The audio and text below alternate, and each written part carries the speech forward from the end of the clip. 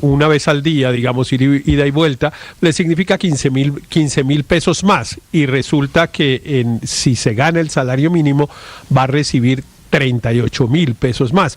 Es que la verdad del aumento del salario mínimo, a mí de lo que me llama la atención, pero eso lo conversaremos seguramente después, es el aumento del subsidio de transporte. Es que el subsidio de transporte subió 23%. Claro, 23%. 23%.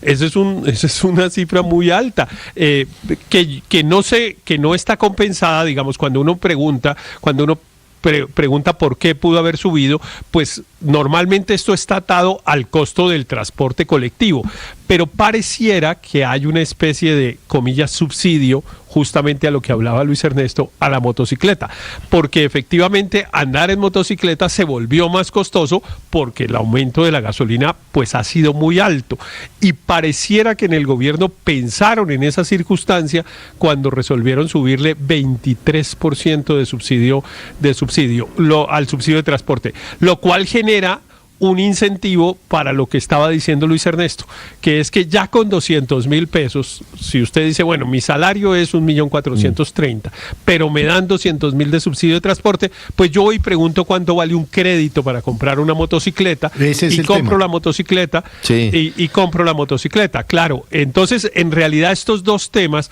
están absolutamente asociados. Los dos temas de hoy, el aumento del Transmilenio, claro, y está ligado al aumento del mínimo y del subsidio, claro, de transporte, y todo termina en que muy probablemente, al menos en Bogotá, se van a vender motos como pan caliente. Sí, eso tiene sus riesgos también. Las motos tienen riesgos, por supuesto, porque son los principales causantes de accidentes en las vías del país, en particular, en general, y en particular en Bogotá, en todas partes. Paola, sobre Transmilenio, sobre el aumento del pasaje.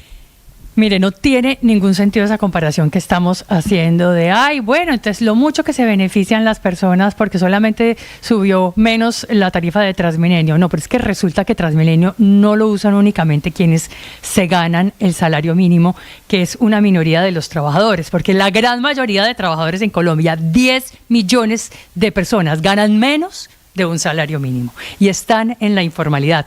Son apenas 3.500.000 colombianos que se ganan un salario mínimo. Ahí usted coja un pedazo importante para Bogotá, pero resulta que a esos que no se ganan el mínimo, a quienes no les van a ajustar el mínimo en 12%, sí les sube el costo de Transmilenio en más de un 8%, y para ellos es que es el golpe al bolsillo, es para todos los pobres, repobres y vulnerables los que van a tener que pagar los platos rotos de ese aumento tan alto del salario mínimo, y fuera de todo, de ese aumento también de Transmilenio, porque les van a subir el costo de muchísimas cosas, lo que tienen que pagar igual por el lado de, qué sé yo, de rentas, de administración en un edificio, o de alguna cosa que necesiten comprar, bienes, servicios, 200 indexados, pues está bien, son 200 bienes y servicios que están indexados y que les van a pegar por algún lado ese aumento del 12%, y además, fuera de todo, tienen que pagar la misma tarifa de Transmilenio de todos los demás, quienes no reciben ningún auxilio de transporte, ni mucho menos. Son 10 millones de colombianos que ganan menos de un salario mínimo, pero para ellos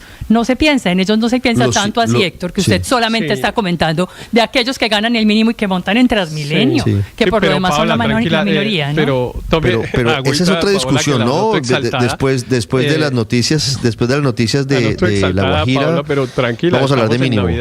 Pero era para decir. No es que ella es vehemente, no es que esté exaltada. Una feliz Navidad. No, está bien, pero agüita, pero para darle un poquito de tranquilidad a Paola, que tiene razón, y que siempre, desafortunadamente, en estas discusiones, pues nos perdemos justamente por eso, porque entonces decimos, no, pero eso es pura paja lo que hablan, porque la mitad de la gente en Colombia no gana el salario mínimo y un porcentaje muy alto gana menos del salario mínimo, entonces estamos hablando carreta, y la conversación ahí se acaba porque pierde pues datos objetivos, entonces ya no sabemos bien de qué estamos hablando, etcétera. Pero sí quería darle un dato a Paola que yo creo que es importante en este contexto. Efectivamente, como ella dice, en Colombia hay el 40% de la gente aproximadamente gana incluso menos del salario mínimo, y hay pues un porcentaje incluso más alto que está en la informalidad. Pero ese es el promedio de Colombia. En Bogotá no ocurre así. En Bogotá solamente el 8% gana menos del salario mínimo, gana menos del salario mínimo, y la tasa de informalidad en Bogotá es sustancialmente menor que en el resto del país. Y como Transmilenio opera en Bogotá, entonces los comentarios que estamos haciendo al lugar no se distorsionan por el cuento de que es que la gente gana menos del salario mínimo y que no estamos pensando en los 10 millones de personas. Bogotá no es un ejemplo para eso. No, Bogotá no es un ejemplo para eso, efectivamente. 805. Daniel, Ricardo. Ya vengo con noticias desde La Guajira. Su opinión sobre el aumento del pasaje de Transmilenio, 250 pesos por pasaje desde el próximo 18 de enero, y lo que significa para los bogotanos, lo que viene, y esto es luego de lo que pasó, y es que el Ministerio de Transporte y de Hacienda dijeron no hay plata este año para los sistemas de transporte masivo del país. Ricardo, estaban en una encrucijada. Yo creo que hicieron un balance entre el costo de subirlo mucho y hacer sostenible el sistema, pero aumentar los colados. Yo estoy con Felipe en eso. Y subirlo menos, hacerlo insostenible, pero no aumentar mucho los colados. Yo creo que esto va a aumentar la tasa de personas que ingresan al sistema sin pagar el pasaje. Y esto yo creo que ya todas las políticas de cultura ciudadana, los comparendos, que hacen una retribución social, hacer unas planas, eso se ha intentado todo, Ricardo. Y yo creo que acá lo que se necesita es un cambio en la norma que implique unas sanciones más drásticas para quienes ingresan al sistema. Yo creo que todas las personas que vivimos en Bogotá nos hemos dado cuenta que esas sanciones culturales no han funcionado y hay que tener multas más drásticas y trabajar de nuevo en una cosa que se ha intentado en varias administraciones, en la infraestructura anticolado. No se ha avanzado lo suficiente, hay que hacer una culpa de todas las administraciones de la infraestructura, las puertas no solo de ingreso peatonal al sistema de transporte, sino las puertas por las cuales las personas ingresan a los buses del sistema integrado de transporte público. Hay que mejorar mucho esa infraestructura para evitar el desangre. Yo creo que el desangre de Transmilenio son las personas que no pagan el pasaje, claro, y utilizan y desgastan el sistema de transporte público de Bogotá, Daniel, sin pagar, sin cubrir el costo. Pero fíjese que este es un tema sobre todo y eminentemente cultural. Claro, hay que seguramente reforzar las sanciones, pero en España, por ejemplo, Enrique, la tasa de colados es mínima. Claro, es comparar Cundinamarca con Dinamarca, pero la verdad es que es un tema que no se le ocurre a muchos. Yo diría que a casi nadie en España, colarse en el sistema de transporte masivo.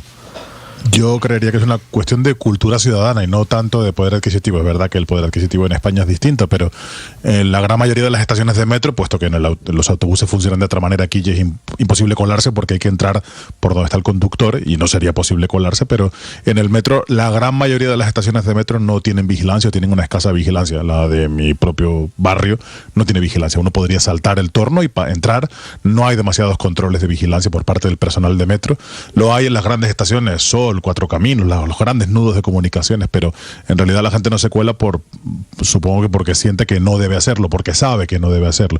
También es verdad que hay un sistema de tarifas económico, hay la posibilidad de tener, lo que le decías antes a la anterior invitada, la posibilidad de pagar por un mes entero, apenas por 20 euros, uno puede moverse por algo más de 20 euros, uno puede moverse por lo que es el municipio de Madrid, el centro de Madrid, toda la ciudad de Madrid, por 20 euros en todo el transporte, todas las veces que quiera, y eso es realmente económico y no compensa el hecho de colarse y que hipotéticamente te multen con una sanción que puede tener unos 80 o 90 euros, Ricardo. Pues ahí está el punto, 809, ya regresamos en Mañanas Blue, hay noticia urgente desde La Guajira y actualizamos la información sobre Venezuela.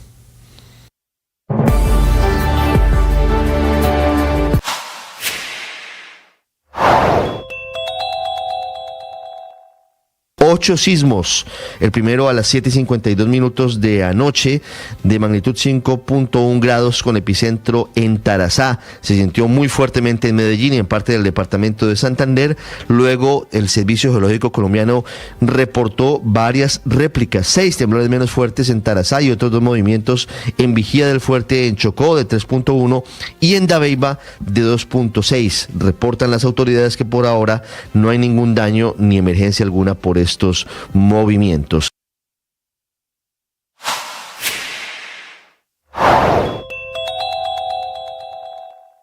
Definitivamente no fue una Navidad feliz para los habitantes en el Cauca, asediados por la violencia y el terror despiadado de las disidencias de las FARC al mando de alias Iván Mordisco. Mientras en Colombia muchos abrían regalos y celebraban, otros lloraban y enterraban a sus muertos, producto de una guerra total que se ha apoderado de varias zonas del país. En Cauca, como en otros departamentos, no hay ni Dios ni ley. Los criminales se pasean como Pedro por su casa y desafortunadamente ni la operación Perseo en El Plateado ha servido para frenar el terrorismo de la estructura Carlos Patiño de las disidencias. Allí, un niño de 15 años recibió 4 disparos por la espalda por haberse negado a ser reclutado forzosamente. Lo sacaron de su casa en chancletas, tratando de obligarlo a unirse a sus filas y empuñar un arma para matar a otros. Pero lo mataron a él a sangre fría cuando estaba intentando escapar de sus captores. Un niño que solamente quería ser niño, dijo el general Federico Mejía, comandante de la Tercera Brigada del Ejército. Sin embargo, el derecho a ser niños no lo tienen todos en este país, en el que la brutalidad de la guerra les ha arrebatado a sus hijos a miles de familias. Solo este año, según la Defensoría del Pueblo, se han registrado 282 casos de niños víctimas del reclutamiento forzado. Las disidencias de las FARC son responsables del 72% de esos reclutamientos, mientras que, según la ONG Qualico, el conflicto en 2024 deja al menos 41.000 menores afectados, la mayoría de ellos también en el Cauca.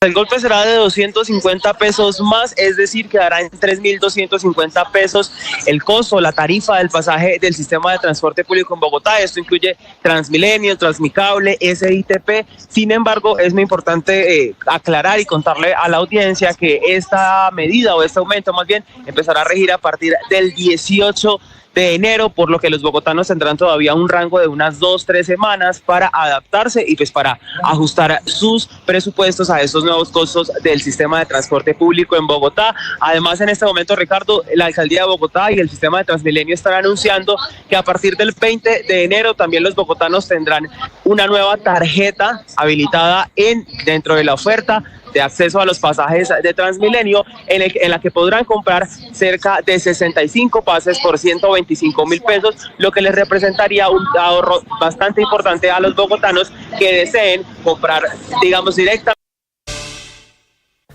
Mucha atención, 8:12 minutos. Hay un atentado terrorista en la línea férrea de La Guajira, en el Cerrejón. Joner, ¿qué pasó? ¿Qué dicen a esta hora las autoridades? Ricardo, buenos días. Así es, un nuevo atentado con 2 artefactos explosivos fue registrado en la mañana de este jueves en la vía férrea de Cerrejón, que comunica la mina desde el municipio de Albania hasta Puerto Bolívar, esto en el municipio de Uribia. La empresa Cerrejón dio a conocer que el hecho ocurrió exactamente en el kilómetro 82 de la vía férrea, afectando un tren que se encontraba detenido y sin personas a bordo. Por fortuna, la misma compañía carbonífera también manifestó que las autoridades y todo su equipo de seguridad de la mina están evaluando los daños materiales con la finalidad de identificar las afectaciones en el tren que se dañó debido a las explosiones que se escucharon muy cerca en el casco urbano del municipio de Uribia. También, Ricardo, hay que recordar que el año pasado, exactamente el 16 de diciembre, también estábamos reportando un ataque con explosivos a estas mismas líneas férreas. Muy pendientes, Joner, de las consecuencias de este atentado. Estamos viendo las imágenes en nuestro canal de YouTube del descarrilamiento del tren en el Cerrejón, luego de este atentado terrorista en la línea férrea muy cerca del municipio de Uribia. Vamos a Medellín porque hace minutos se normalizó la operación en el aeropuerto Olaya Herrera en la capital antioqueña. Danilo. Ricardo, aunque a las 8 de la mañana el aeropuerto Olaya Herrera volvió a operar por malas condiciones meteorológicas, pues un total de 12 vuelos fueron cancelados y otros 19 están demorados. De esos vuelos cancelados, 6 saliendo y 6 llegando, pero además 12 vuelos llegando y 7 saliendo, pues son los que están demorados. La recomendación sigue siendo la misma, que es consultar con las aerolíneas los respectivos itinerarios. Sigue lloviendo en algunas partes de la capital antioqueña y algunas vías importantes también de la ciudad pues presentan colapso a esta hora. 8:14 minutos. Termina este año con un llamado que hizo el Papa Francisco para que reine la armonía y para que se supere la conflictividad social en 4 países de América Latina. Habla el Papa de Nicaragua, de Cuba, de Colombia, mete a Colombia, Papa Francisco, en ese mismo saco, Haití y Venezuela, que termina este año con la cifra más alta de presos políticos del siglo. En medio de esto se incluyen 4 colombianos entre los detenidos. Oscar Pineda desde Caracas. Buenos días, Ricardo. Los ojos del mundo están puestos en Venezuela porque en vísperas de Nochebuena la Fiscalía decía que 956 personas habían sido liberadas desde que comenzaron las manifestaciones postelectorales. Sin embargo, cifras de la ONG Foro Penal dan cuenta que casi 2.000 personas están privadas de libertad en este momento. De esa cifra, Ricardo, 19 son extranjeros, 4 colombianos, 3 ecuatorianos, 2 españoles y otros provenientes de Argentina, Guyana, México, Perú, Ucrania, Uruguay y Estados Unidos. Ricardo, el Foro Penal no publicó sus nombres en el listado, pero medios de comunicación de Colombia dicen que son 5 y no 4 los colombianos detenidos en Venezuela. Se trata de Juan Camilo Vargas Picón, Arley Danilo Espitia Lara, Manuel Alejandro Tique Chávez, David Josué Mise Durán y Edwin Iván Colmenares García. Ellos fueron capturados entre agosto y noviembre en Venezuela. Pero hay una buena noticia porque Alfredo Romero, director de la ONG, dijo que todos los adolescentes detenidos luego de las presidenciales el 28 de julio eran excarcelados. Escuchemos. Este año, esta Navidad, es la Navidad con la mayor cantidad de presos políticos. Se mantienen más de 1.800 personas privadas de libertad por motivos políticos. No hay adolescentes, eso es una buena noticia. Se han excarcelado a todos los adolescentes. Sin duda que los ojos del mundo están puestos en el país porque tanto el Papa como la Iglesia Católica Venezolana elevaron sus plegarias por la armonía social, la reconciliación y el respeto a los derechos humanos en la tradicional bendición y mensaje de Navidad que ofreció el Santo Padre ante casi 30.000 personas que se reunieron ayer en la Plaza de San Pedro en el Vaticano. El Papa envió un mensaje en contra de las guerras en todo el mundo. También pidió a las autoridades políticas que promuevan la armonía social, tal como lo dijiste, en el continente americano, en varios países, pero particularmente en Venezuela. Escuchemos. Que el niño Jesús inspire a las autoridades políticas y a todas las personas de buena voluntad del continente americano, con el fin de encontrar lo antes posible soluciones eficaces en la verdad y la justicia para promover la armonía social, en particular en Haití, Venezuela, Colombia y Nicaragua. Ricardo, te cuento que en septiembre, durante la rueda de prensa que ofreció dentro del avión en su gira por Asia, llamó al gobierno de Venezuela a dialogar para resolver el conflicto. Siguiendo esa misma línea, en su mensaje de ayer, de este 25 de diciembre, el arzobispo de Caracas, Monseñor Raúl Biort, y el cardenal Baltasar Porras hicieron un llamado a la construcción de un mejor país en el que se busque la igualdad y el respeto para todas las personas. Ricardo. Estás escuchando Blue Radio.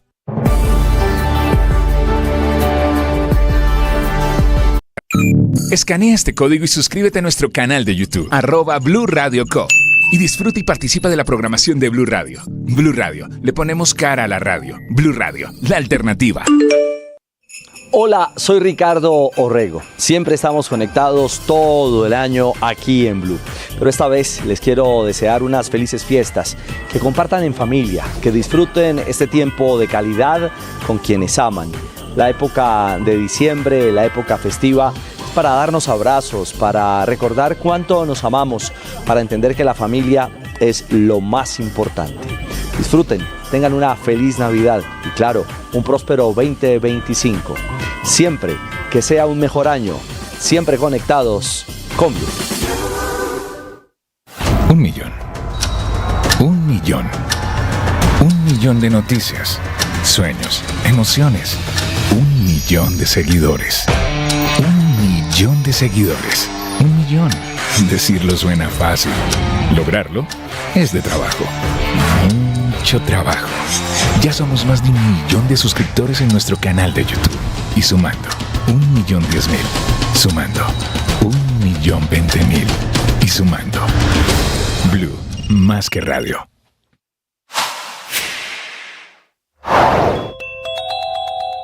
La calculadora no solo se puede sacar para saber cuánto se ganarán 3 millones de colombianos a partir del 1 de enero con el incremento del salario mínimo.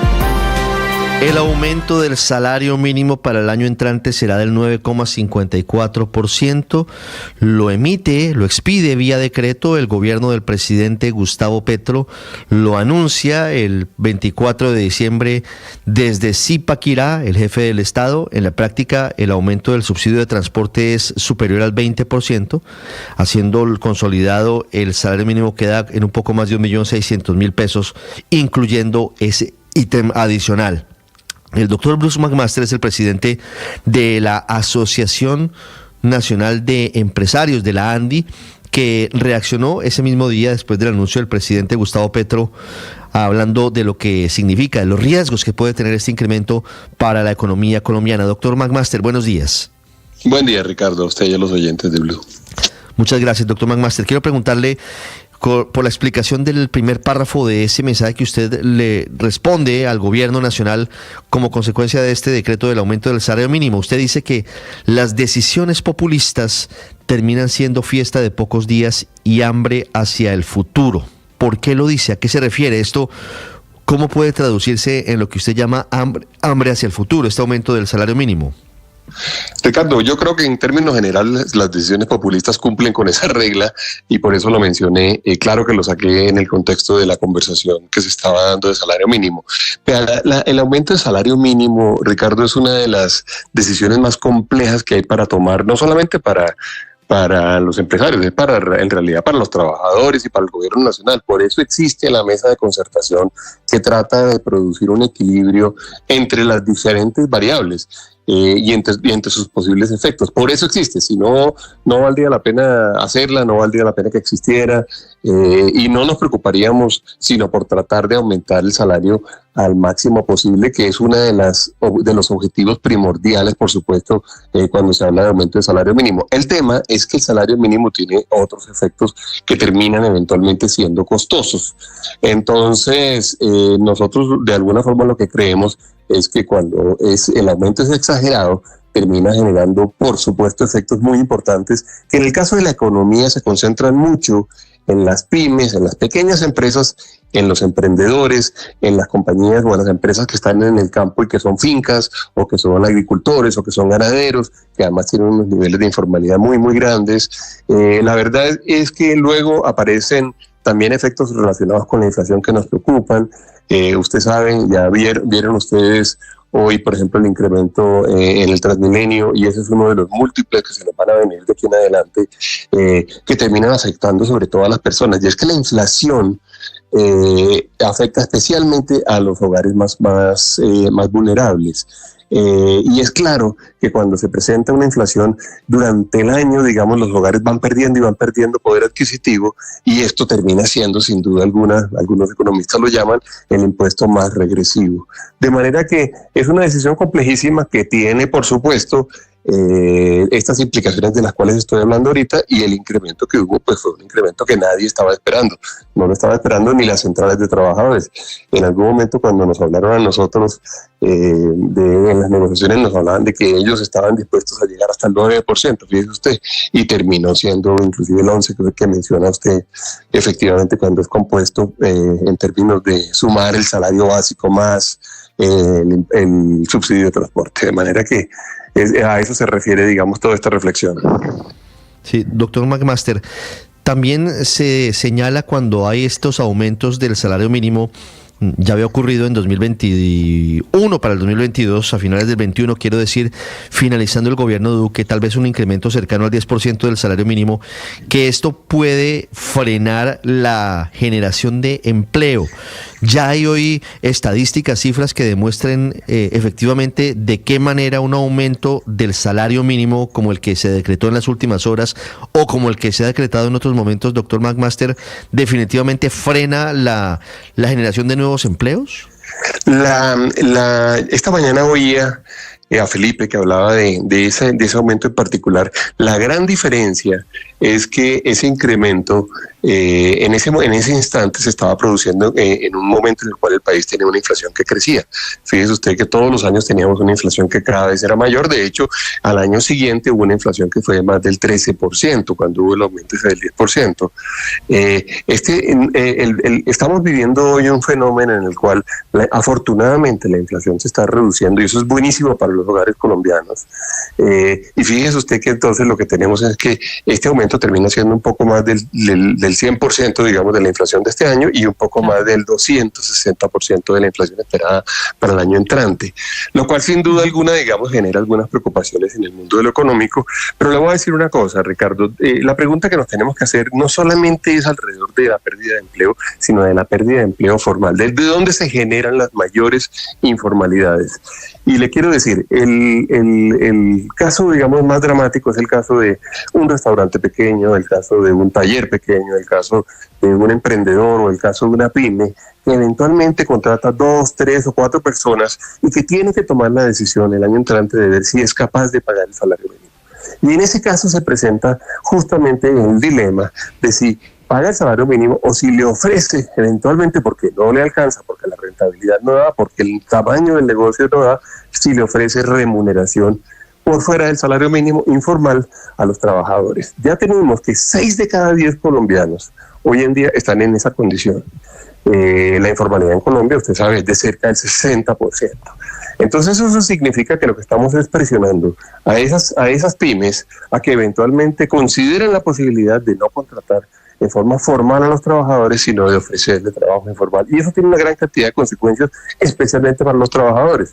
No les dan cesantías, no tienen eventualmente pensión en el futuro, no tienen contrato de trabajo, no tienen horas extras, etcétera, etcétera, etcétera. De manera que lo que yo creo que vamos a terminar viendo es un incremento importante en la informalidad, que al final no es más que quitarle derecho a los trabajadores. Y por eso le digo que aunque por supuesto, no puede haber un colombiano que no quiera que el salario mínimo sea más alto, no puede haber un colombiano que no quiera que haya más ingresos en los hogares colombianos, eso no puede suceder, pero el tema es que tiene consecuencias, tiene costos, y los costos que los pagan especialmente los emprendedores, las pymes y los trabajadores de esas organizaciones que terminan llegando a la informalidad, que esa es la inmensa preocupación que nosotros tenemos en este momento. Sí, claro, doctor Magmaster, hace un año el salario mínimo subió un 30% por encima de la inflación, este año sube 82% y 115% por encima de la inflación si se toma en cuenta también el aumento en el auxilio de transporte. ¿Cuáles pueden ser los efectos de estos incrementos, ya no solamente sobre la inflación, sino en particular sobre la política monetaria del Banco de la República y sobre la reducción de las tasas de interés que vienen pidiendo además los mismos empresarios del país, que también el propio presidente ha dicho que tienen que meterle más el acelerador, pero pues que a la hora de la verdad pues quedan en entredicho tras este incremento? ¿Usted tiene tal vez ese impacto? ¿Tiene alguna medición de lo que pueda pasar con los intereses en el país a raíz de este aumento en el salario mínimo? Paola, fíjese usted cuando en el año 2020, que estábamos hablando justamente del 2021 al 2022, se presentó ese incremento alto. Fíjese usted lo que sucedió con la inflación el año entrante, el año siguiente. Terminamos hablando de una inflación del 13%, que es de lejos la más dolorosa que hemos tenido, digamos, durante los últimos años, pues después de la pandemia y demás. De manera que lo que tenemos al final realmente, y yo por eso entiendo, digamos, perfectamente, digamos, incluso los trabajadores que eventualmente se alegran, digamos, con el incremento que se está presentando, que se registra como resultado del decreto del 24 de diciembre. Y comparto la alegría, pues, pero el tema es que tenemos que entender las consecuencias. Usted lo está diciendo ahorita. Una parte muy importante de la conversación se da alrededor de justamente el que piensa el Banco de la República. De hecho, el Banco de la República va a la mesa de concertación y estuvo allá y nos habló y nos explicó cómo ellos estaban aspirando a que este año 2025 la inflación bajara al 3%. Si la inflación es el 3% el año entrante, en realidad lo que estábamos haciendo es haciendo un incremento, digamos, equivalente al 266% de la inflación esperada, lo que nos va a llevar a una inflación más alta. No se va a cumplir probablemente el 3%, y si no se cumple vamos a tener esa presión, que además es una presión que afecta inmensamente a los hogares, porque afecta el cobro de las tarjetas de crédito, afecta, por ejemplo, por supuesto, los créditos hipotecarios, le quita ingreso disponible a los hogares, y también le pasa lo mismo a las empresas y a la inversión. De manera que esa ecuación, que es una ecuación de múltiples factores, es la que hay que tener en cuenta. Yo lo que no puedo estar de acuerdo es con la gente o con las personas que niegan, digamos, como la interrelación entre todos los factores de la economía, y que dicen, no, al final no hay ninguna relación, por ejemplo, entre inflación y el salario. Pues claro que hay una relación importante, porque los salarios son una parte importante de los costos de cualquier economía. Eso, por supuesto, se da. O que no hay una relación entre los costos, por ejemplo, salariales y el empleo formal de las pymes. Hay una evidentísima relación entre esas dos variables. Entonces, negarlo, pues sí, lo puede uno hacer hoy en día, lo podemos hacer durante estos días, y podemos tomar decisiones equivocadas, pero al final vamos a terminar pagando todos en términos de la economía, los platos rotos, digamos, de haber tomado una decisión. ¿Cómo será importante, doctor McMaster, que incluso la propia ministra de Trabajo ha hablado de desindexar, desamarrar 188 productos que suben en la misma medida en que sube el salario mínimo? ¿Usted tiene ese mapeo? ¿Tiene de pronto los que sí puedan subir realmente y los otros muchos que no? Porque es que hay muchas cosas que no se pueden ajustar. Por ejemplo, una vez más, el valor de la administración en los edificios, en donde el salario de celadores, de vigilantes, de personas del aseo está ligado directamente a este incremento del salario mínimo. ¿Tiene usted también ese mapa?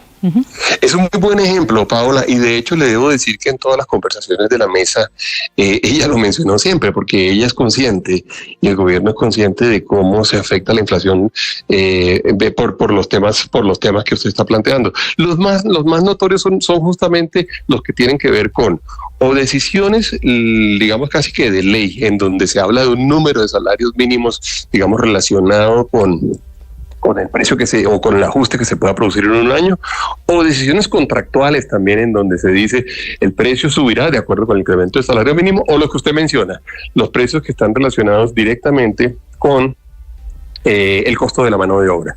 ¿Cómo le va a decir uno eventualmente, por ejemplo, a una compañía de suministro de personal o de vigilancia que no puede aumentar, digamos, de acuerdo a la proporción de lo que crezca el salario mínimo? Es imposible no hacerlo. Y eso pasa en una gran cantidad de sectores. Todos los sectores intensivos en mano de obra tienen esa misma realidad, digamos, en sus mesas al momento del 1 de enero de decidir si aumentan o no aumentan los costos contractuales y salariales. Ahí va a haber, pues ojalá sea mínimo, ojalá se logre minimizar, porque nadie le puede desear el mal a la economía, pero sin duda estamos en este momento en una situación bastante inédita. Lo que se había hecho en México, que parece ser parte del ejemplo que se tomó por parte del gobierno nacional, pues tenía una inmensa diferencia. Es que México tenía el salario mínimo más bajo de toda América Latina, lo ha tenido durante muchísimos años, es como una tercera parte de lo que ha sido en Colombia, de manera que ha venido subiendo, de manera que ese ejemplo mexicano es un ejemplo que no es, digamos, fácilmente trasladable a una economía como la colombiana. Sí, doctor McMaster, ¿usted cree que este aumento podría interpretarse más como una decisión política de cara ya a las elecciones de 2026? Pues yo lo veo así como, digamos, como una intención de tratar de, pues no sé, de quedar bien, digamos, efectivamente con algunas personas, y entiendo por qué las personas lo aprueben, o entiendo por qué las personas lo apoyen, pero el tema es que están todos los otros costos que vamos a tener que asumir, que están ahí en la mesa y que los vamos a tener que sin duda alguna ir contabilizando uno a uno, pero sí me parece que tiene un componente, y por eso lo mencionábamos allí. Claro que es popular decir que vamos a dar un salario mínimo mayor, nadie tendría duda de eso. Claro que a la gente le va a gustar, y habrá gente, sobre todo las personas con mayor necesidad, que van a reaccionar muy rápidamente con alegría. Yo eso lo entiendo perfectamente, pero es evidente que está todo el resto del análisis que estamos planteando ahorita, que tiene que ser tenido en cuenta, porque no tenerlo en cuenta realmente termina, digamos, generando distorsiones que pueden ser inclusive costosísimas para las mismas personas más vulnerables de la economía. Claro, y termina pasando lo que usted señala posiblemente, doctor McMaster, y es que los gobiernos terminan apurados. Luego de una decisión como esta, terminan haciendo cuentas y mirando cómo hacen para frenar y controlar la inflación, aunque esa es la tarea del Banco de la República. Y ahí seguramente va a venir otra pelea, ¿no? Sí. Y vea usted, Ricardo, hay un tema que, por ejemplo, no ha sido visto con detalle, y es... Tenemos al gobierno en problemas fiscales porque lo ha dicho de todas formas y quiso sacar una ley de financiamiento y demás. Este incremento por encima de lo que estaba proyectado en el marco fiscal de mediano plazo le va a significar al gobierno 2.3 billones de pesos adicionales en costo. Ese es el tipo de cosas que terminan sucediendo y que hay que tener en cuenta. Yo quiero saber, el ministro de Hacienda, si ya contabilizó esos 2.3 billones y de dónde los va a sacar. Esa es la pregunta, ¿de dónde los va a sacar y si los tuvo o no en cuenta el ministro Diego Guevara? Es el presidente de la ANDI, Bruce McMaster, con nosotros. Doctor McMaster, muchas gracias. Le deseo un feliz año, si no hablamos antes del próximo 31 de diciembre. Ha sido usted, como siempre, muy amable. Sí, lo mismo para todos, Ricardo. Gracias. 8:35 minutos. La otra cara de esta moneda, si me permiten, es la de los sindicatos, que habían estado pidiendo un aumento sustancial del salario mínimo y están satisfechos con este incremento del 9,54% que dio a conocer el gobierno del presidente Gustavo Petro el pasado 24 de diciembre. Habíamos hablado con don Fabio Aras, el presidente de la Central Unitaria de Trabajadores, que nos atiende hasta ahora nuevamente, ahora ya con un hecho concreto sobre la mesa, este incremento del salario mínimo. Doctor Arias, buenos días. Buenos días, señor Ospina, para usted y toda la audiencia de Blue Radio. Mire, seguramente la mayoría de los colombianos están de acuerdo con la necesidad de un incremento, o están de acuerdo en que es positivo un incremento del poder adquisitivo de los trabajadores, en este caso el 9,54% en el salario mínimo. El tema se enreda un poco cuando empezamos a hablar de las posibles consecuencias para la macroeconomía del país y sobre todo teniendo en cuenta algo, y por allí quiero comenzar esta charla con usted, frente a los trabajadores informales. A ellos al final no les beneficia este aumento porque ellos no están formalizados, no están empleados. Y se termina, y esa es la pregunta, ¿no cree usted ampliando esa brecha que existe entre trabajadores formales y los trabajadores informales, que son cada vez más en el país? Señor Ospina, el tema de la informalidad en Colombia tiene dos aspectos. Uno, que verdaderamente hay una cantidad de trabajadores que evidentemente son informales. Me pongo en el caso de las personas en los semáforos, vendiendo algunas cosas muy pequeñas o haciendo algunos malabares. Pero hay otro sector de la informalidad que aparece como informal en las cifras del DANE, pero que realmente son ilegales. Y me refiero específicamente a los trabajadores del campo. La mayor informalidad es en el sector rural, ¿sí?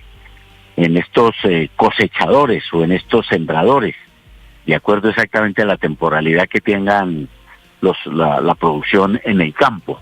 Ellos, que deberían ser contratados de acuerdo al Código Sustantivo del Trabajo, desafortunadamente no son contratados con esa formalidad. Y por tal motivo, para mí, es una informalidad, pero de la ilegalidad de los empresarios que no le pagan los plenos derechos a esos trabajadores.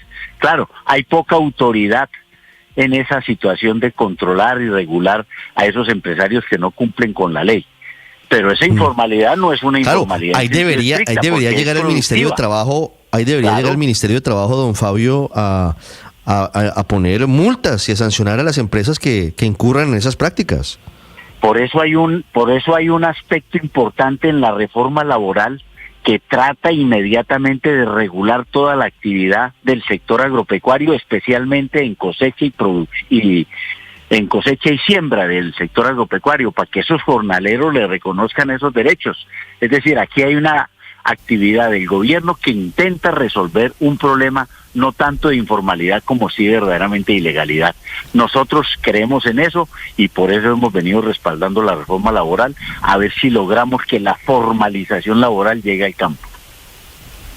Y bueno, pero usted habla del campo y pone el énfasis en la ruralidad de Colombia. Sin embargo, le quiero recordar que son muchos los trabajadores informales en las capitales y en las grandes ciudades del país. De hecho, por ejemplo, en Bogotá, el 33.4% de la población está en la informalidad. Son 1.335.929 personas que son informales en Bogotá, y de ellas la inmensa mayoría gana menos de un salario mínimo, como lo ganan también 10 millones de colombianos, es decir, 3 veces más de las personas que se ganan el salario mínimo. Doctor Arias, no hay nadie pensando en ellos, si usted ha hecho los cálculos para el bolsillo de 10 millones de trabajadores que efectivamente no se ganan el mínimo, pero que tienen que pagar de sus propias billeteras los aumentos, la cascada de aumentos que se viene por cuenta de este incremento.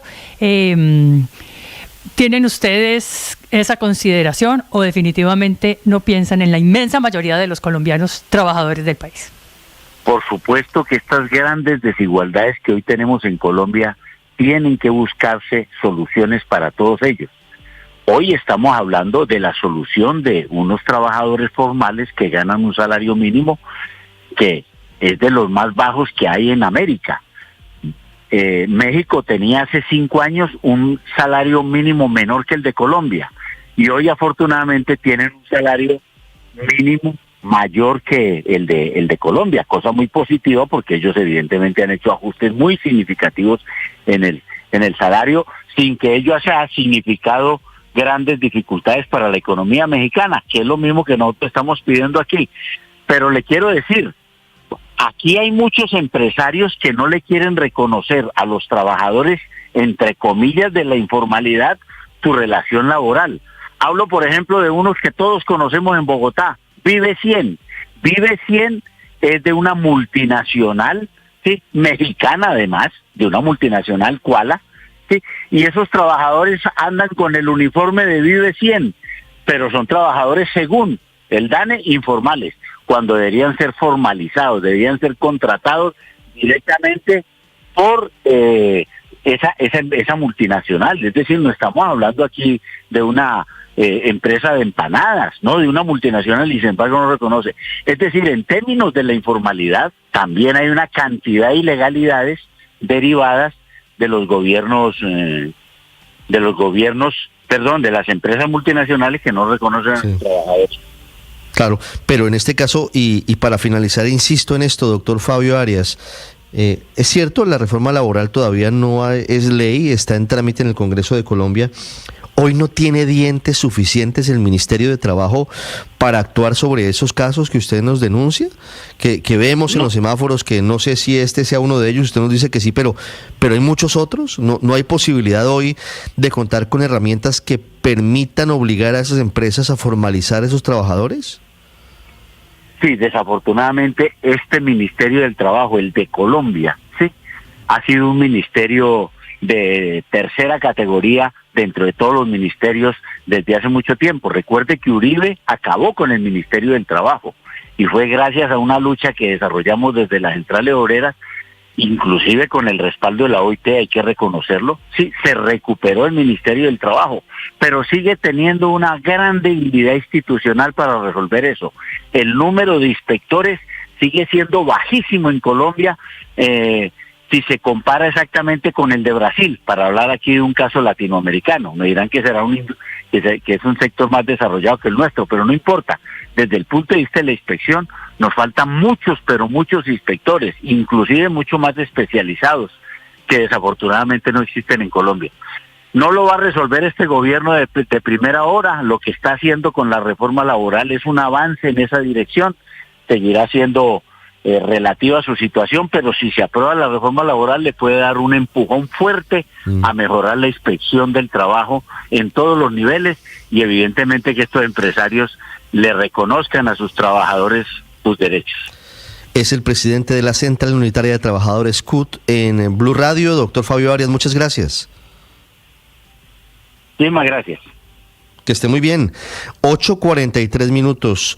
La gran pregunta que se hacen hoy economistas, sigue el presidente Gustavo Petro defendiendo el aumento de su salario mínimo para el año entrante en redes sociales. Ahora está enganchado en una discusión con el expresidente Iván Duque, que también está sacando pecho por el aumento que dio del mínimo para el 2022, Andrés. La pregunta de fondo es si este incremento del salario mínimo del 9,54% va a frenar o no la economía colombiana, si va a causar perjuicios como los que auguran varios economistas a la economía colombiana en materia de inflación y en materia de informalidad.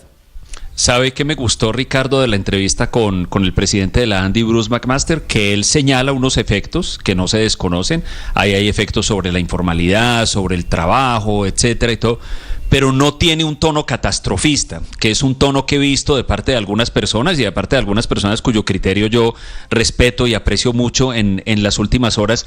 Pero el problema del catastrofismo es que si luego la catástrofe no ocurre, la voz de uno queda un poco desacreditada. Y mire que yo estaba recordando que hacia finales del año pasado, o sea, cuando estábamos por esta misma época en el 2023, había voces que auguraban un aumento muy significativo del desempleo en el 2024, causado por una desaceleración económica severa, cosa que finalmente no ocurrió. Entonces yo creo que sí, aquí hay unos efectos importantes que toca mirar y en lo posible, digamos, para el futuro, yo creo que tocaría analizarlos con más prudencia, pero yo sí coincidiría en ese llamado a evitar el catastrofismo y digamos a un tono como el de Bruce McMaster, que me pareció mucho más equilibrado, teniendo en cuenta también, Ricardo, porque esto no lo podemos desconocer, que esto tiene un elemento político. Digamos, aquí la izquierda no es el único sector político que propugna por este tipo de aumentos. Usted mencionaba ahora al presidente Duque. Hubo uno de los aumentos de Duque de salario mínimo que fue muy, muy, muy grande. Y el Centro Democrático, Uribe en persona, lo defendían diciendo que eso era un aumento fraternal. De modo que en esto también hay mucha política, eso no se puede ignorar. Y pues Ricardo, vemos que el presidente Petro está tratando de meterle teoría también, ¿no? En unas declaraciones un poco... Yo ni siquiera sé qué pensar de ellas, Ricardo. Erróneas, Andrés, erróneas. Que ha metido que Keynes y Marx, en fin... Pero a él le gusta deleitarse en esos ejercicios. Ay, 8:45. Decía Daniel temprano, les contaba a los oyentes que el expresidente Álvaro Uribe, a pesar de que luego viene una andanada, en un mensaje en Twitter hoy, él dice que está de acuerdo con el aumento significativo en el valor del salario mínimo. Dice, lo importante es que sea sostenible y que no se vaya por las rendijas de la corrupción y que haya más poder adquisitivo en los bolsillos de los trabajadores. En ese punto, al menos, coinciden visiones distintas del mundo. Le estoy hablando de Gustavo Petro y de Álvaro Uribe. Claro, Ricardo, y nadie, como lo decía Bruce McMaster en la entrevista ahora, yo creo que todos quisiéramos aumentar el salario mínimo muchísimo más y que eso se volviera, digamos, una fiesta de Navidad donde se aumenta el 30% del salario mínimo y creemos que esto va a sacar a mucha gente de la pobreza. Pero hay que tener en cuenta los efectos colaterales de esto sobre la informalidad, sobre el empleo, sobre los precios de la economía que están indexados al salario mínimo y sobre los costos de producción de las empresas que terminan aumentando, van a tener que terminar aumentando los precios muy por encima de lo que el Banco de la República prevé, que era bajar la inflación a un 3% en el 2025. Mire, hay que descomponer las cosas. Eso que dicen que el salario mínimo hace 2 años aumentó también en 10%, ojo que la inflación ahí no era 5%, sino que estaba muy por encima de eso. Entonces lo que importa realmente es cuánto por encima de la inflación aumenta el salario mínimo. Este aumento de 4 o 5% por encima de las proyecciones de inflación para el cierre de este año, por encima de las proyecciones, mucho más por encima de las proyecciones para el 2025, es lo que importa. Un aumento del 4 o 5% real, no hay ningún cálculo de aumento de la productividad, ni siquiera los de la directora del DANE, que muestren aumentos de la productividad de 4 o 5%. Sí. Si estuviéramos viendo eso, celebremos un aumento por encima de la inflación de 4 o 5%, porque hay que darle eso a los trabajadores, los aumentos de productividad.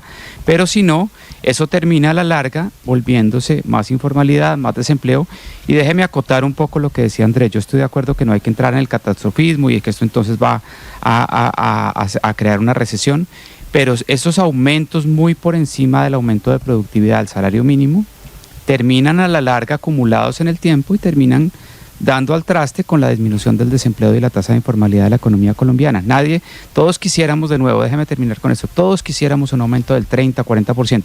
Y si el argumento de fondo del presidente Petro es que el desempleo no va a aumentar, la informalidad no va a aumentar, los costos para las empresas no van a aumentar, la inflación no va a aumentar, pues ¿por qué no lo aumentó 30 o 40% entonces? Si esta es la panacea y la bala de plata que soluciona todos los problemas de pobreza y desigualdad, pues auméntelo 40% Sí, de una vez. he leído ese argumento, Paola. El expresidente Iván Duque defiende su incremento de 2022 para el salario mínimo con un argumento distinto frente a lo que está pasando con el gobierno del presidente Petro. Y es que el aumento de ese salario fue con un crecimiento de la economía del 10,5%. Hoy la economía crece a una tasa menor. Sí, claro, pero mucho menor. Mire que llevamos en un año complicadísimo donde hemos estado, si acaso, creciendo al 1.7%, alrededor del 2%, si acaso el 2% para terminar el año, pero ni siquiera, lo más probable es que no lleguemos a esa cifra, pero no importa. Claro, la economía mucho menor, por eso dice Daniel, y eso es muy cierto, todo se tiene que mirar es en términos relativos y no absolutos. Y para no entrar en catastrofismos me limito a volver a repetir las cifras en términos relativos. Mire, hace un año el salario mínimo subió 30% por encima de la inflación. Este año subió 82%, pero sube 115% por encima de la inflación si se toma en cuenta el auxilio de transporte. Y un 226%, que era la cifra que nos decía el presidente de la ANDI, Bruce McMaster, de la inflación esperada para el año entrante. Todo eso por encima de la inflación. Es muy difícil que esto no sea inflacionario, Paola. Pero claro, es muy difícil que esto no cause un aumento en la inflación. Es una locura porque este año dobló la inflación de este año y va a triplicar el del año entrante. Es muy complicado que esto no tenga un aumento en el costo de vida y en la carestía, ahí sí, para 50 millones de colombianos. 8:50 minutos. Luis Ernesto. Ricardo, yo sí quiero comenzar por alegrarme por Felipe Mencía. Pero déjeme, hago una pregunta antes de que siga con las cifras, Luis Ernesto, si me permite.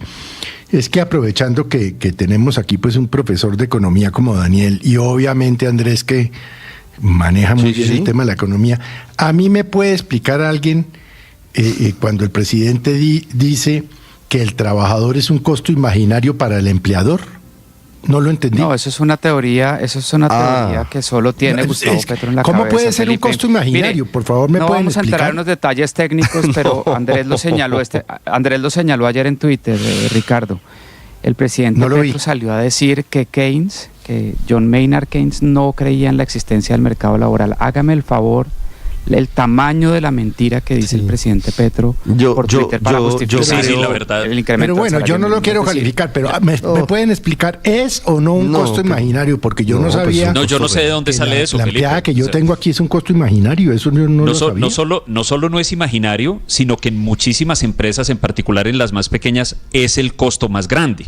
El costo más grande, sobre todo en las empresas en particular de servicios, que constituyen gran parte del tejido empresarial de cualquier economía grande como la colombiana, pues es el costo más grande que hay, ¿no? Piense en cualquier establecimiento de servicios y básicamente un establecimiento de servicios, ¿qué es lo que hace? Pues hacer cosas para otras personas y esas cosas las hace la gente. O sea, yo estoy de acuerdo que es deseable que la gente tenga un mejor ingreso y hay muchas cosas que se pueden discutir, pero meterse en esa que ni siquiera es gimnasia, es todo un espectáculo argumentativo en el que anda el presidente esta mañana para decir que el salario mínimo no tiene efectos sobre el empleo. Pues la verdad es que eso ni siquiera lo sostienen las centrales obreras. Y el presidente en lo suyo está intentando, a través de una cantidad de palabras que escribe, desviar la atención de los hechos que son reales. Bueno, es respetable, pero el tema de fondo es que hay un incremento del salario mínimo que puede tener y que seguramente ineludiblemente tendrá consecuencias para la economía colombiana. Luis Ernesto. Y yo quiero arrancar por las consecuencias positivas para la economía colombiana que va a tener ese incremento. Esos 4 millones de hogares de colombianos que van a recibir una platica más. Y esa platica más, como lo demuestra también muchos estudios de economía, cuando llega un hogar de bajos ingresos, que son esos hogares que reciben un salario mínimo, pues generalmente se consume. Y ese consumo a su vez genera demanda agregada. Pero como aquí lo han señalado varios colegas, y yo me alegro por esos hogares, y está bien que reciban una platica adicional. Pero eso no puede ocultar otras realidades de los efectos económicos que tiene el incremento del salario mínimo, que los mencionó, los explicó muy bien aquí el presidente de la ANDI, el doctor Bruce McMaster, señalando primero el efecto fiscal que tiene esto. Recordemos que las pensiones y muchos salarios del Estado pues están indexados a salarios mínimos, entonces subirle a esos trabajadores de salario mínimo, maravilloso, pero también por esa vía le estamos subiendo a muchas personas con pensión, a muchas personas que trabajan en el Estado y que incluso ganan más de un salario mínimo, y ahí hay un efecto fiscal. Y el otro es un efecto inflacionario, porque sí es cierto que esa misma demanda agregada de esos 4 millones de hogares pues va a generar una presión sobre la demanda, y esa demanda eventualmente hace que la posibilidad que tenga el Banco de la República de disminuir las tasas de interés a la velocidad que quisiera el mismo gobierno no se va a dar.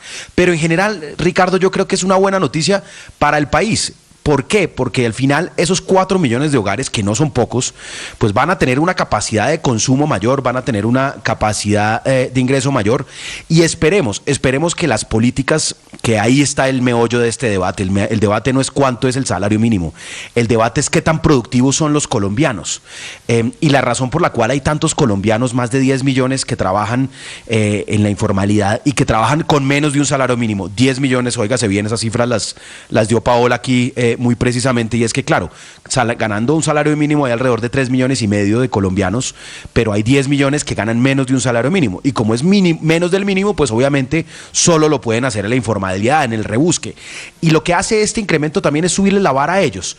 ¿Y por qué ellos están allí abajo? Por falta de productividad. Porque la política educativa, porque la política, porque la capacidad que tienen las empresas de generar más empleos formales, pues no está dada. Entonces, perfecto que suba el salario mínimo, pero también que haya un acompañamiento a todas esas políticas para que esas personas a las cuales les acabamos de subir la vara, a esos 10 millones de colombianos, pues les demos las herramientas para que se vuelvan productivos, con un microcrédito de la economía popular que ha prometido el presidente, pero que lamentablemente no llega, con una tierra para que ellos, en eso sí ha cumplido el gobierno, y es generar unas condiciones para que algunos campesinos tengan tenencia de la tierra, propiedad de la tierra. No tanto como han prometido, ¿no? No tanto como han prometido, pero yo creo que ese es uno de los puntos donde el gobierno pues ha hecho avances significativos, y más que en otros gobiernos, debo reconocer. 8:55 minutos, Héctor, para finalizar, tengo noticias desde Europa, una grave revelación que se hace sobre el accidente, que fue al final un atentado contra un avión que se accidentó en Kazajistán. No, yo creo que este análisis hay que hacerlo en forma ponderada, como decía Andrés, y tal vez como lo hizo el doctor McMaster, porque efectivamente, como lo hemos visto, hay un montón de sumas y restas, y al final el balance pues no es tan fácil saber si es positivo o negativo, porque si uno hiciera eso que a Daniel le gusta mencionar varias veces acá, el contrafactual, que es, supongamos que el aumento del salario mínimo hubiera sido 0, ¿qué pasaría? ¿Cuántas personas que están en la informalidad pasarían a la formalidad? ¿Qué pasaría en términos de decrecimiento de la economía? Porque claro que las personas que ganan el salario mínimo no les alcanza para comprar menos de lo que les alcanzaba hace un año, y entonces pues las empresas tendrían que producir menos porque hay menos compradores. Entonces, si uno hace, digamos, ese otro juego, pues puede ver que efectivamente la situación no es tan en blanco y negro. Hay un grupo de personas, grande relativamente, porque pues hablamos de que 3,5 millones de personas reciben el salario mínimo, pero en realidad si usted suma entre 1 y 2 salarios mínimos, le llega prácticamente a los 10 millones de personas, y esas 10 millones de personas van a tener entre 150,000 y 300,000 pesos más en el bolsillo el próximo 30 de enero de lo que tenían el 30 de enero pasado. Y la pregunta es, ¿qué se hacen esos 150,000 pesos, esos 200,000 pesos? ¿Para dónde se van? ¿Qué hace esa persona? Dinamiza con la esos economía, 50? ¿no? Consume, claro, va y compra más pan en la panadería de la esquina, y el panadero de la esquina es el que estamos diciendo que se va a ver afectado, porque le va a tener que pagar 150,000 pesos más al panadero y al señor que está en la caja y al que atiende las mesas. Pero claro que es que esos van a tener también más trabajo. ¿Por porque las personas que reciben salario mínimo van a comprar más roscones, van a comprar más empanadas. Entonces es un juego que no es tan fácil de saber finalmente si es blanco o negro. Es que mire, hay una paradoja que solo con esto termino, Ricardo, que muestra la enorme dificultad para entender el fenómeno.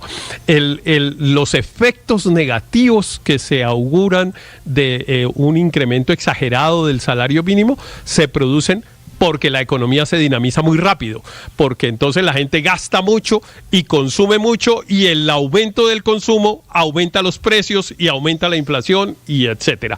Es una paradoja que claro que para los que no somos economistas es difícil de entender. Para los economistas también, solo que ellos creen que lo entienden. 8:58 minutos. Una anotación. Daniel, yo no voy a responder, que lo reciben con varillazo. Sí, claro, yo sé, con los taches arriba. Pero Ricardo, mire, hay un efecto. Claro, nadie niega que 150.000 pesos más en un hogar de ingresos bajos es súper positivo. Pero hay un efecto que no se nos puede olvidar. ¿Qué pasa con esas personas que pierden su empleo porque las empresas tienen que tomar decisiones de recorte de personal producto de un aumento muy por encima de la inflación del salario mínimo? Entonces a esas personas no solo no les llegan los 150.000 pesos más, sino lo que le dejan de llegar el 1.300.000 que recibía mensualmente el año pasado. Entonces ese efecto hay que descontarlo de ese superpositivo, Navidad, Papá Noel, Gustavo Petro, que regala un aumento muy por encima de la inflación. ¿Qué pasa con esas personas? ¿Sabe qué es lo que pasa con esas personas? Que no están sentadas en la mesa de negociación del salario mínimo. Los informales no están sentados en esa mesa. El día que usted siente a los 10 millones que correctamente nos dice Paola, que son informales, que no ganan, no están en el mercado formal, seguramente el aumento del salario mínimo sería mucho más ponderado y mucho más acorde con toda la economía colombiana, con todos los trabajadores colombianos y no solo con aquellos cobijados por el salario mínimo que están en el sector formal. Ahí está el meollo del asunto. Eso es lo que señalamos muchos economistas y que a otros no les gusta porque somos los malos del paseo. Nos tiramos la fiesta. ¿Qué pasa con esas personas que pierden el empleo? Ya no solo no reciben 150.000 pesos más, sino que dejan de recibir 1.300.000 pesos. ¿Qué pasa con quienes están llegando a la informalidad, quienes pierden sus trabajos o quienes no tienen la posibilidad de acceder a al sistema de empleo formal? Porque los empresarios, en vista de este incremento, como mínimo no crecen su nómina. Dicen, pues con este incremento es imposible contratar a otra persona. Con las mismas personas que tenemos hoy en nómina, tenemos que cumplir con el trabajo. 9 en punto. A propósito de economía, en segundo les cuento cuáles son los efectos en el precio del dólar, luego de este anuncio del presidente Petro, y en segundos, actualización desde Europa del ataque con un misil de Rusia contra un avión que cayó muy cerca de Kazajistán.